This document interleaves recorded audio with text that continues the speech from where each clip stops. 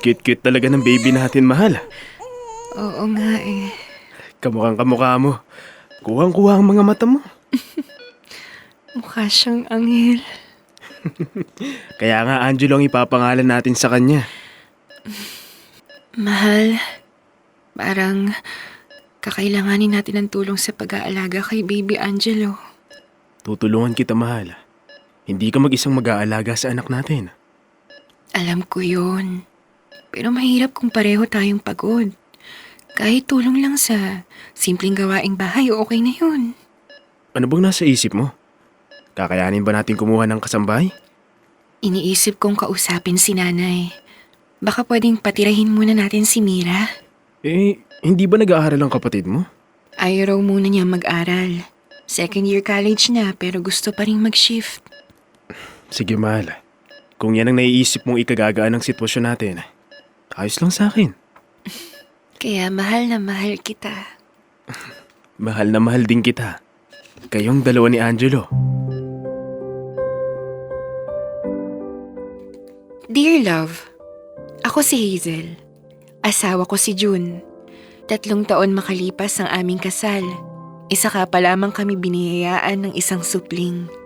Si Angelo. Akala ko tapos na ang lahat ng paghihirap pagkapanganak ko. Pero nagkamali ako. Dahil nang mailuwal ko ang aming anak, nagkaroon ng mga pagbabago. Sa hilig, ugali, at katawan. May mga araw na hindi ko maintindihan ang sarili ko. At mga gabing umiiyak ako nang hindi ko alam ang dahilan. Mabuti na lang at napakamaalaga ni June. Hindi siya nagbago bilang asawa. Nananatili siyang responsable, lalo bilang ama. Ganun pa man binalot pa rin ako ng takot. Na baka mangyari rin sa akin ang mga naririnig kong kwento tungkol sa mga asawang nagiging malamig matapos manganak ang babae.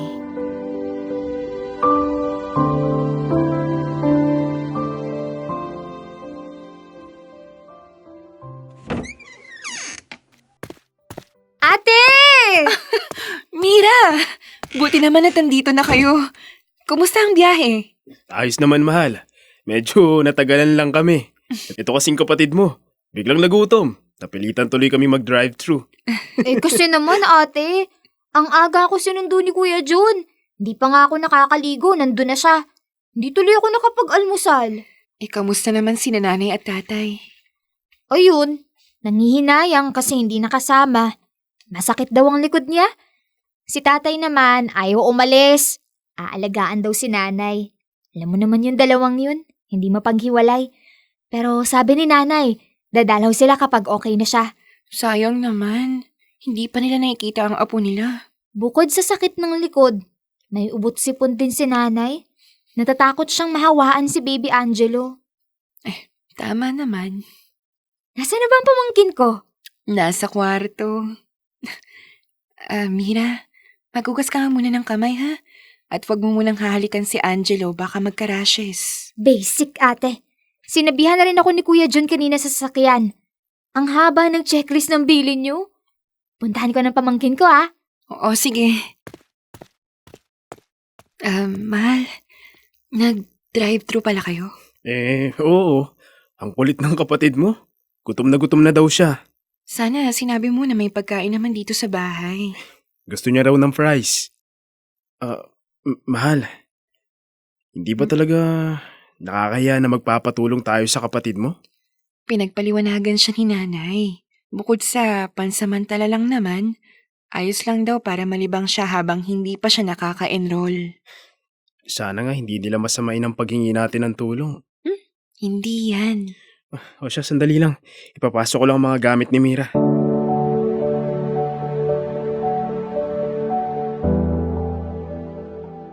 Isang araw, bigla ko nalang naramdaman na parang hindi tamang ideya ang patirahin si Mira sa bahay. Kilala ko ang kapatid ko, pero may mga kilos siyang unti-unti kong ikinaiirita. Sabayan pa ng pananamit niyang kundi kulang sa tela, luwa ang bahagi ng katawan. Masipag siya, oo, pero napapansin ko kung gaano siya kakampanting kausap si June. Yung mga tawanan nila na ako ang na-out of place. Ayokong mag-isip ng masama. Pero hindi mawala ang bigat sa dibdib ko. Natahimik at unti-unting lumalalim. Hindi ko nagugustuhan ang pagiging malapit nila. Kaya kinausap ko si Mira at nagsinungaling ako. Akala ko yun ang makakabuti. Para sa kapayapaan, para sa pamilya.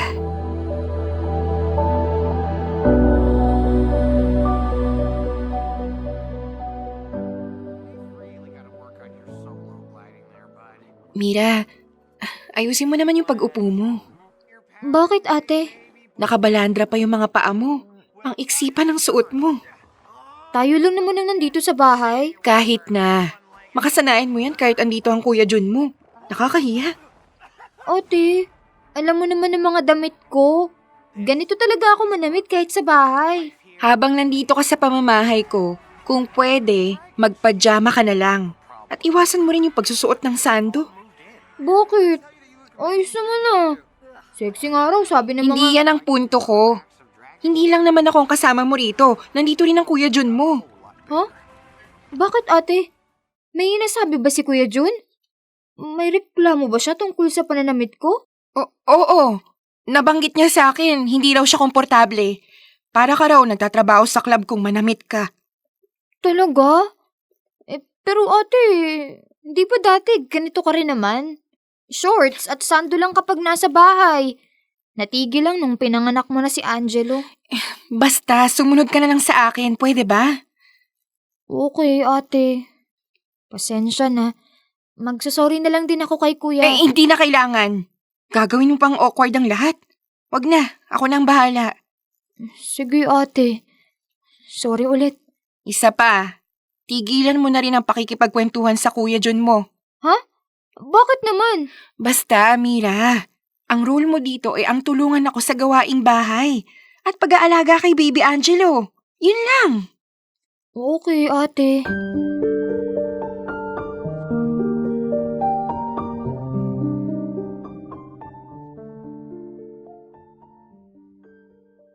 Ay, sa wakas, nakatulog din si baby. Halika na, mahal. Matulog na tayo. May mga hugasin pa sa lababo. Hugasan ko lang sandali. Hindi na. Hayaan mo na si Mira. Sinabihan ko naman siya. Ganun ba? Nga pala mahal. Okay lang ba yung kapatid mo? Ang sabi niya, naiilang na daw siya sa'yo. Naiilang? Bakit naman? Ewan ko rin. Ay nako, wag mo na lang pansinin yun. Nako, kung ano-ano iniisip ng kapatid mo. Hayaan mo na siya.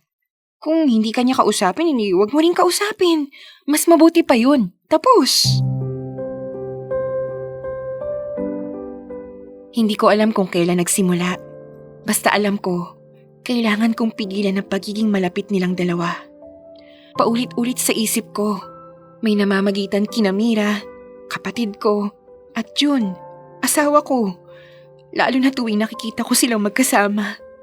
Magaan ang usapan, walang ilangan, at mas masakit kapag nakikita kong inaalalayan ni Jun si Mira. Dahil dati, ganun din siya sa akin. Akala ko tatahimik na ang isip ko, pero hindi. Sa tuwing bigla silang tumitigil kapag dumarating ako, iisa lang ang naiisip ko. Ako ang pinag-uusapan nila. Hanggang sa minsan nadatnan ko sila magkasama, nag-uusap, at doon, kinumpronta ko sila.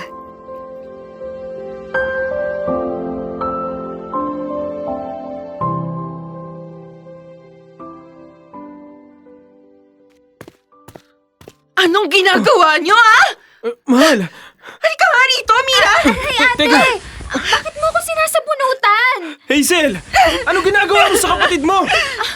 Hindi ba sinabi ko na sa'yo? Ate! Sinabi ko na sa'yo na layuan mo si Kuya Jun mo? Napakalandi mo! Aray, ate! Ano bang pinagsasabi mo? Hazel! Bitawan mo ang kapatid mo! Ano ba nangyayari sa'yo? Akala niyo ba hindi ko napapansin? Mas close pa kayong dalawa kaysa sa akin. Ano? Pinagkakaisaan niyo ako? At ikaw naman, Jun. Balak mo ba talagang landiin ang kapatid ko? Naririnig mo ba sinasabi mo? Oo! Bakit? Hindi ba totoo?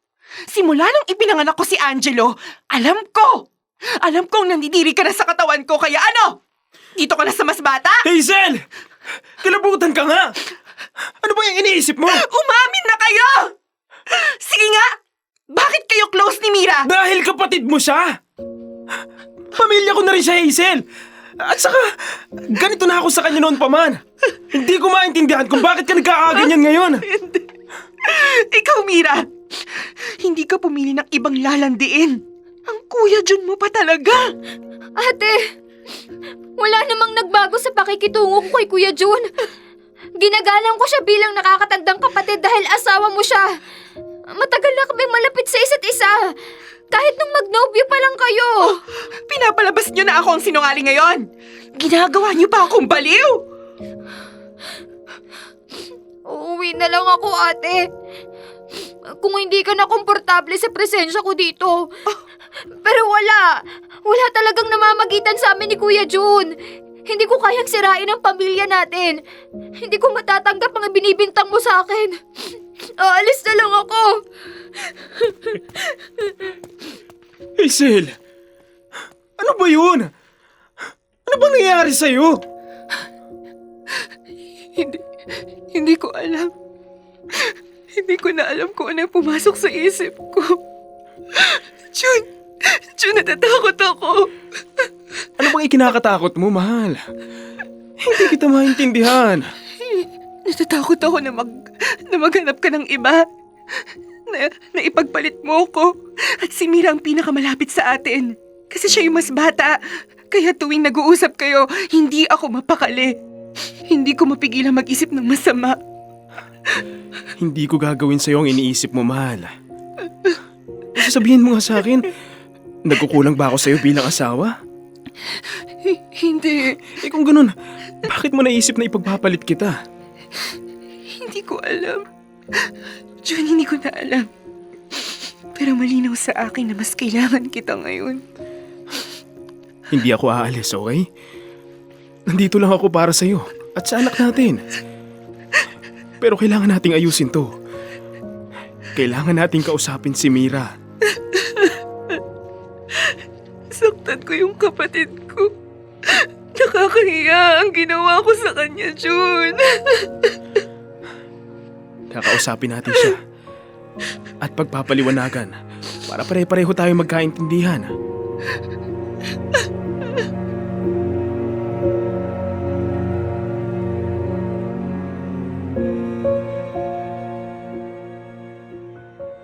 Dear love, napagtanto ko na ang totoo. Walang namamagitan kina Mira at Jun. Mga hinala lang. Mga kwentong ako mismo ang bumuo sa isip ko. Doon ko unti-unting nauunawaan. Nakaranas pala ako ng postpartum depression.